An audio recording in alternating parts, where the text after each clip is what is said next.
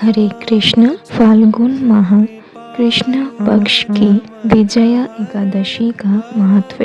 युधिष्ठिर ने पूछा, वासुदेव, फाल्गुन के कृष्ण पक्ष में किस नाम की एकादशी होती है? कृपा करके बताइए।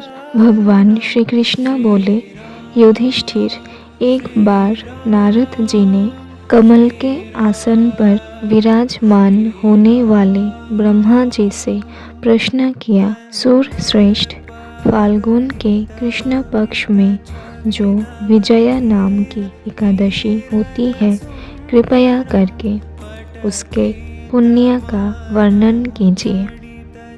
ब्रह्मा जी ने कहा, नारद, सुनो, मैं एक उत्तम कथा सुनाता हूँ जो पापों का अपहरण करने वाली है। यह व्रत बहुत ही प्राचीन, पवित्र और पाप नाशक है। यह विजया नाम की एकादशी राजाओं को विजय प्रदान करती है, इसमें तनिक भी संदेह नहीं है। पूर्व काल की बात है। भगवान श्री रामचंद्र जी 14 वर्षों के लिए वन में गए और वहाँ पंचवटी में सीता तथा लक्ष्मण के साथ रहने लगे। वहाँ रहते समय रावण ने चपलतावश विजयात्मा श्री राम की तपस्विनी पत्नी सीता को हर लिया। उस दुख से श्री राम व्याकुल हो उठे। उस समय सीता की खोज करते हुए वे वन में घूमने लगे। कुछ दूर जाने पर उन्हें जटायु मिले, जिनकी आयु समाप्त हो चुकी थी। इसके बाद उन्होंने वन के भीतर कबंध नामक राक्षस का वध किया। फिर सुग्रीव के साथ उनकी मित्रता हुई। तत्पश्चात श्री राम के लिए वानरों की सेना एकत्रित हुई। हनुमान जी ने लंका के उद्यान में जाकर सीता जी का दर्शन किया और उन्हें श्री राम की चिन्ह स्वरूप मुद्रिका प्रदान की। यह उन्होंने महान पुरुषार्थ का काम किया था। वहाँ से लौटकर वे श्री रामचंद्र जी से मिले और लंका का सारा समाचार उनसे निवेदन किया।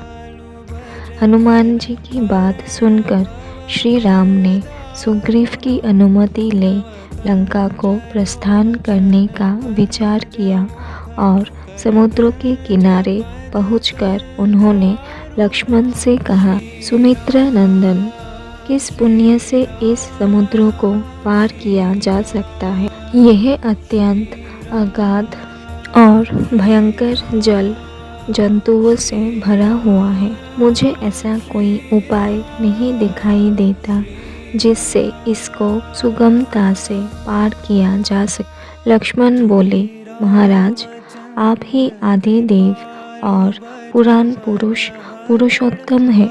आपसे क्या छिपा है? यहाँ द्वीप के भीतर बकदालभ्य नामक मुनि रहते हैं।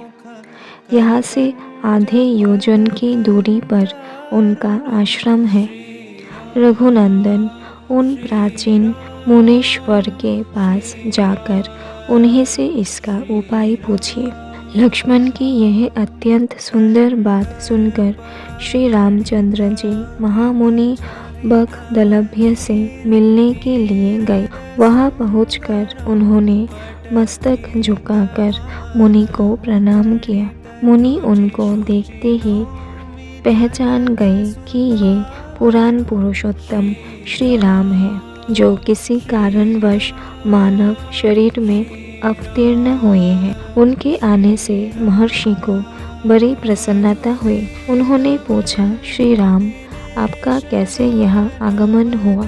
श्री राम बोले, ब्राह्मण, आपकी कृपा से राक्षसों सहित लंका को जीतने के लिए सेना के साथ समुद्र के किनारे आया हूँ। मुने, आप जिस प्रकार समुद्र पार किया जा सके वह उपाय बताइए, मुझ पर कृपा कीजिए। बकदलभ्य ने कहा, श्री राम, फाल्गुन के कृष्ण पक्ष में जो विजया नाम की एकादशी होती है उसका व्रत करने से आपकी विजय होगी। निश्चय ही आप अपनी वानर सेना के साथ समुद्रों को पार कर लेंगे। राजन, अब इस व्रत की फलदायक विधि दशमी का दिन आने पर एक कलश स्थापित करें। वह सोने, चांदी, तांबे अथवा मिट्टी का भी हो सकता है। उस कलश को जल से भरकर उसमें पल्लव डाल उसके ऊपर भगवान नारायण के सुवर्णमय विग्रह की स्थापना करें। फिर एकादशी के दिन प्रातःकाल स्नान करें। कलश को पुनः स्थिरता पूर्वक स्थापित करें। माला, चंदन, सुपारी तथा नारियल आदि के द्वारा विशेष रूप से उसका पूजन करें। कलश के ऊपर सप्त धान्य और जौ रखें। गंध, धूप, दीप और भांति भांति के नैवेद्य से पूजन करें। कलश के सामने बैठकर वह सारा दिन उत्तम कथा, वार्ता आदि के द्वारा व्यतीत करें तथा रात में भी वहाँ जागरण करें। अखंड व्रत की सिद्धि के लिए घी का दीपक जलाएं। फिर द्वादशी के दिन सूर्योदय होने पर उस कलश को किसी जलाशय के समीप, नदी, झरने या पोखर के तट पर ले जाकर स्थापित करें और उसकी विधिवत पूजा करके प्रति मास हित उस कलश को वेदता ब्राह्मण के लिए दान करते। महाराज, कलश के साथ ही और भी बड़े बड़े दान देने चाहिए। श्री राम, आप अपने युद्धपतियों के साथ इसी विधि से प्रयत्नपूर्वक विजय का व्रत कीजिए। इससे आपकी विजय होगी।